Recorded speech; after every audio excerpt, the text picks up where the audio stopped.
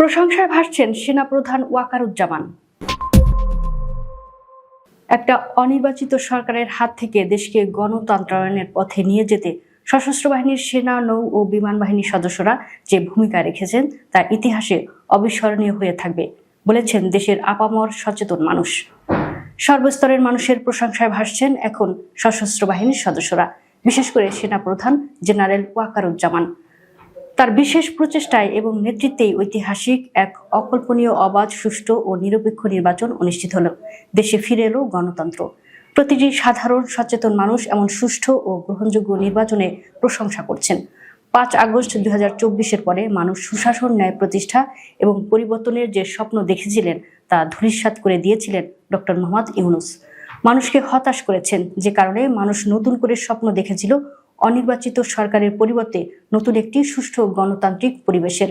কিন্তু ডক্টর ইউনূস ক্ষমতা ছাড়তে কোনো ক্রমেই রাজি হচ্ছিলেন না। রাজনৈতিক দলগুলোর রোডম্যাপের দাবিকে তিনি বারবারই এড়িয়ে যাচ্ছিলেন। সেনাপ্রধান জেনারেল ওয়াকারুজ্জামানই প্রথম এক বক্তৃতায় ঘোষণা করেন 18 মাসের মধ্যে নির্বাচনে সেনাবাহিনী সরকারকে সহযোগিতা করবে। তাৎক্ষণিকভাবে সরকারের তরফ থেকে সেনাপ্রধানের এই বক্তব্যের বিরোধিতা করা হয়, কিন্তু জেনারেল ওয়াকারুজ্জামান তার লক্ষ্যে অটল থাকেন। অনেকে বিভিন্ন সময়ে প্রকাশ্যে অপ্রকাশ্যে এও গুজব ছড়িয়েছে আর্মি ক্ষমতা টেক ওভার করছে। কোনো মহল থেকে এ ব্যাপারে নেপথ্যে উস্কানিও দেওয়া হয়েছে। এত কিছু সত্ত্বেও ওয়াকারুজ্জামান অত্যন্ত ধৈর্যের সঙ্গে পরিস্থিতি মোকাবেলা করেছেন, গণতন্ত্রায়নের পথে ছিলেন অবিচল। গত বছরের মে মাসে সেনাপ্রধানের নেতৃত্বে 3 বাহিনীর প্রধানরা যমুনায় ডক্টর ইউনূসের সাক্ষাৎ করে জাতীয় নির্বাচন অনুষ্ঠানের জোর দাবি জানান। এসবের কারণেই মূলত ডক্টর মোহাম্মদ ইউনূস বাধ্য হন লন্ডনে তারেক রহমানের সঙ্গে বৈঠক ও নির্বাচন আয়োজনের সমঝোতায় যেতে। কিন্তু লন্ডন বৈঠকের সমঝোতায়ও ডক্টর ইউনূস পরবর্তীতে ঠিক থাকতে চাননি। একের সময় এক কথা বলেছেন। জামাত এনসিপির নির্বাচন বিরোধী ভূমিকায় নেপথ্য থেকে তা দিয়েছেন। নানামুখী চাপে পড়ে অবশেষে 5 আগস্ট 2025-এ বাধ্য হয়ে তিনি জাতীয় সংসদ নির্বাচনের সময় নির্ধারণের কথা ঘোষণা করেন। এর ধারাবাহিকতায় নির্বাচনের রোডম্যাপ প্রকাশ ও পরবর্তীতে তফসিল ঘোষণা হয়। তবে বরাবরই, এমনকি নির্বাচন হয়ে যাওয়ার মুহূর্তেও দফায় দফায় বিভ্রান্তি ছড়ানো হয়েছে নির্বাচন নিয়ে।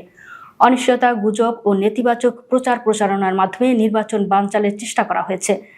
এত সব বাধা অতিক্রম করে কল্পনাতীত, অবাধ, সুষ্ঠু, নিরপেক্ষ পরিবেশে নির্বাচন হয়ে গেল।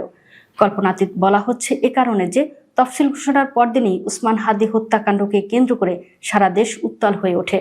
তখনই মনে করা হচ্ছিল নির্বাচনকে কেন্দ্র করে কত ঘটনা যে ঘটবে এর ইয়ত্তা নেই।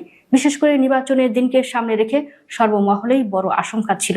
সব আশঙ্কা এবং জল্পনা কল্পনা মিথ্যা প্রমাণ করে অবাধ ও সুষ্ঠু পরিবেশের মধ্য দিয়ে এক ঐতিহাসিক নির্বাচন হয়ে গেছে। এত বাধা বিঘ্ন দূর করে দেশকে নির্বাচনের দিকে নিয়ে যাওয়া এবং শেষ পর্যন্ত একটি ঐতিহাসিক নির্বাচন উপহার দেওয়া প্রধান কৃতিত্ব জেনারেল ওয়াকারুজ্জামানেরই। বিশ্বে এবং বাংলাদেশেও অতীতে বিভিন্ন সময় দেখা গেছে সেনাবাহিনীর ভূমিকা থাকে গণতন্ত্র বিরোধী। নিজেদের কর্তৃত্ব এবং ক্ষমতা গ্রহণের প্রতি আগ্রহ থাকে। বাংলাদেশ সেনাবাহিনীর বর্তমান নেতৃত্বে এক্ষেত্রে নতুন নজির স্থাপন করল। বিমান বাহিনী প্রধান air chief marshal Hasan Mahmud Khan এবং নৌবাহিনী প্রধান অ্যাডমিরাল এম নাজমুল হাসানেরও এতে ভূমিকা রয়েছে। সশস্ত্র বাহিনীর প্রধান হিসেবে সেনা প্রধান ওয়াকারুজ্জামানের আন্তরিকতা, উদ্যোগ ও একাগ্রতা বিশেষভাবে প্রশংসার দাবিদার। নির্বাচনের পর বিভিন্ন সামাজিক যোগাযোগ মাধ্যমে তিনি প্রশংসায় ভাসছেন। অনেকে বলছেন এই মানুষটি বাংলাদেশের ইতিহাসে অবিস্মরণীয় হয়ে থাকবেন। গণতন্ত্রের প্রহরী হিসেবে তার নাম শ্রদ্ধার সঙ্গে উচ্চারিত হবে। সম্ভাব্য এক গৃহযুদ্ধের দুঃস্বপ্ন থেকে দেশকে রক্ষা করার কৃতিত্ব তারই। ইতিহাস রচনা করে গেলেন তিনি। সেনাপ্রধান সহ সশস্ত্র বাহিনীর প্রতিটি সদস্যদের প্রতি স্যালুট জানাচ্ছে মানুষ।